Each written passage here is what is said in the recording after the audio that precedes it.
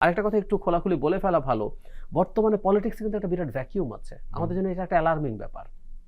ধরুন আওয়ামী লীগের যে অবস্থা, তারা নিষিদ্ধই হয়ে যেতে পারে, আর নিষিদ্ধ না হলেও মানুষজন আসলে তাদেরকে বহু বছর ক্ষমতায় দেখতে চাইবে না।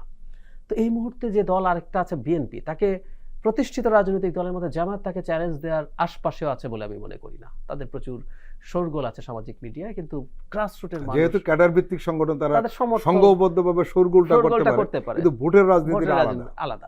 তো বিএনপি নির্বাচনের মাধ্যমেও বিরাট সংখ্যাগরিষ্ঠতা পাক, আর এবার না হয়ে পেল, পরের বারও তারা আবার থেকে যাবে ক্ষমতায় সুষ্ঠু নির্বাচনেও, এটা দেশের জন্য ভালো না। বিএনপির একটা চ্যালেঞ্জার থাকা দরকার। আপনি যদি মানে জেনুইন নির্বাচনেও বারবার নির্বাচিত হতে থাকেন বিরাট মেজরিটিতে, আপনার চরিত্রগত পরিবর্তন হবে। ছাত্রদের যে দল তৈরি হতে যাচ্ছে অবশেষে, সেটাকে খুব আন্তরিকভাবে ওয়েলকাম করি, এবং একটু হতাশাও আছে। আমি চেয়েছিলাম এই দলটা অনেক আগে হবে, মানে যখন মুভমেন্ট শেষ হলো আমার মনে হচ্ছে অ্যাজ আর্লি অ্যাজ পসিবল তারা দলটা তৈরি করে ফেলবেন, এবং তারা কেউ সরকারে যাবেন না। তারা ওই ইমোশনাল অবস্থায় দল তৈরি করলে এটা বেস্ট ডিসিশন হতে বলে আমি মনে করি। তাদের নিজস্ব কিছু পরিকল্পনা আছে, কিন্তু আমার কাছে মনে হয় এটা ভুল হয়েছে। আমাদের চিন্তা তো ভিন্ন। রাজনৈতিক দল করতে একটু সময়ও লাগে। আমি একটা উদাহরণ দিই। আর্লি 80s-এ আসামে একটা মুভমেন্ট দানা বাঁধে, যে বাঙালি খেদাও। ওখানে শুধু মানে বাংলাদেশ থেকে যাওয়া বাঙালি না, পশ্চিমবঙ্গের বাঙালিও। তো তখন আসামের ছাত্রদের একটা সংগঠন তৈরি হয়েছিল, প্রফুল্ল মহান্তের অল আসাম স্টুডেন্টস ইউনিয়ন, আসু।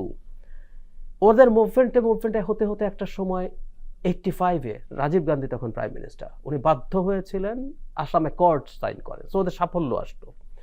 ওই সাফল্যের পরই আসাম গণপরিষদ নামে একটা দল তৈরি হলো, যার প্রধান ফোর্স হচ্ছে এই আসু।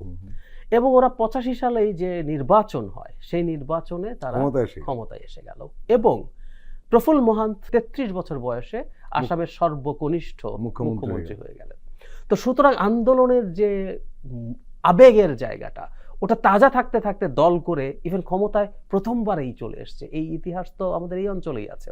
সো আমার মনে হয় যে এটা ভালো হতে পারত।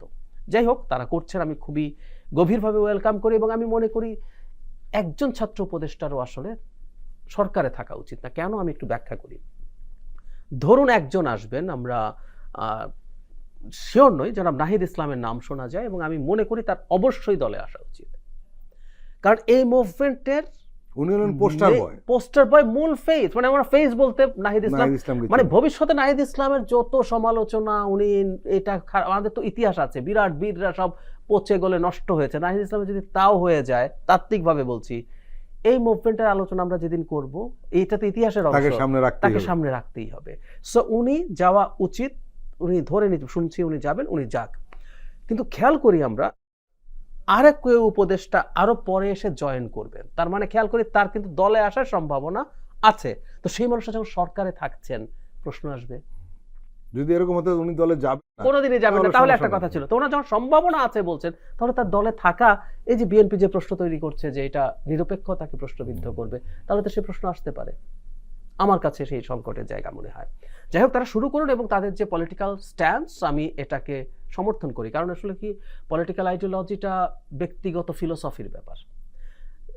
সারা পৃথিবীতে এখন রাইটিস্ট রাজনীতি উত্থান হচ্ছে, আরো বেশ কিছুদিন এই রাইটিস্ট রাজনীতি উত্থান করবে, এবং গণতন্ত্রের যে সূতিকাগার ইউরোপ, আমেরিকা, যে ট্রাম্পের মতো মানুষ নির্বাচিত হচ্ছে, ইউরোপে দীর্ঘদিন থেকে ভিক্টর অরবান পাওয়ারে আছে, পোল্যান্ডে দুদা পাওয়ারে আছেন, রাইটিস্ট।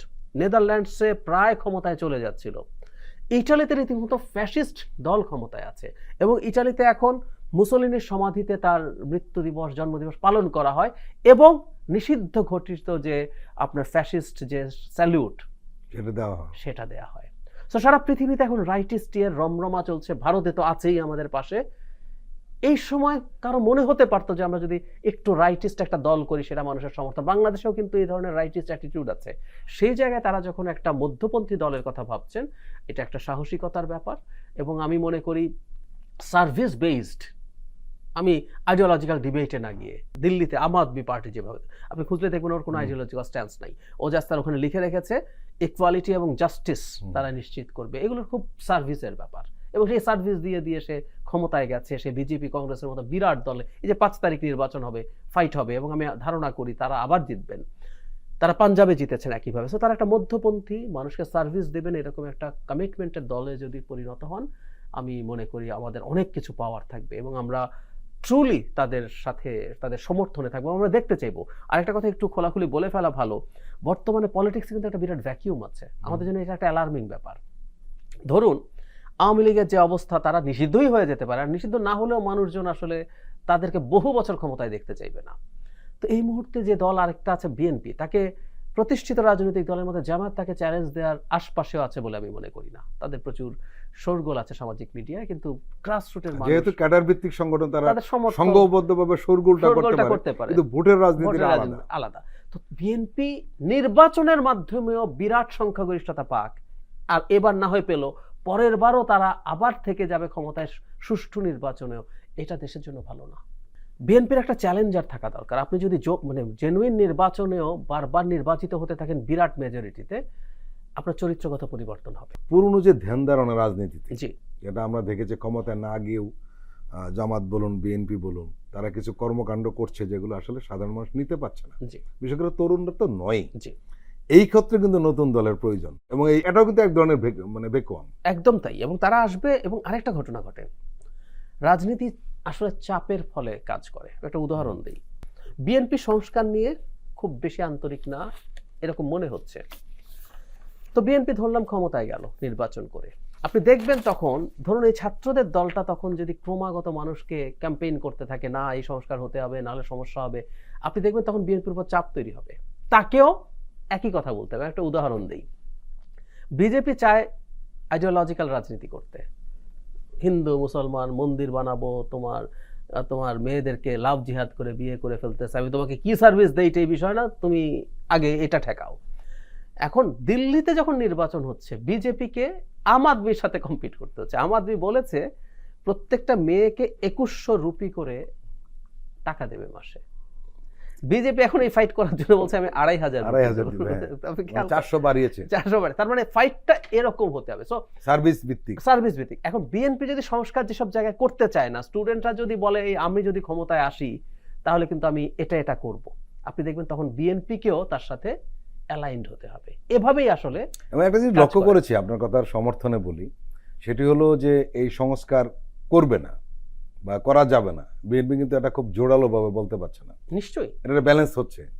তারপরে জুলাই গণঅভ্যুত্থানের যে প্রক্লেমেশন, বিএনপি বলছিল অপ্রাসঙ্গিক, কিন্তু তারা এটা নিয়ে কাজ করছে অলরেডি।